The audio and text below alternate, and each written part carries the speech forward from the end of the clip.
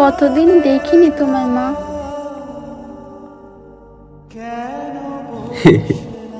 বুঝলে বৃষ্টি, তোমার মাকে না পুরো মদ্দা মতো দেখতে।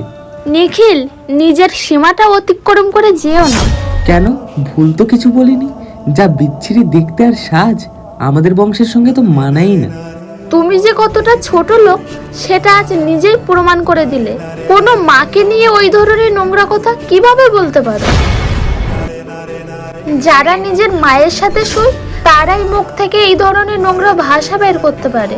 বৃষ্টি, আমি তো তোমার সাথে একটু মজা করছিলাম। মজা আর অপমানের তফাৎটা আমি বুঝি নিখিল। যে মুখ দিয়ে আমার মাকে গালি দিলে সেই মুখ দিয়ে আমার নাম কোনোদিনও উচ্চারণ করবে না। যেই বাড়িতে আমার মায়ের কোনো সম্মান নেই সেখানে আমিও আর এক মুহূর্ত থাকবো না।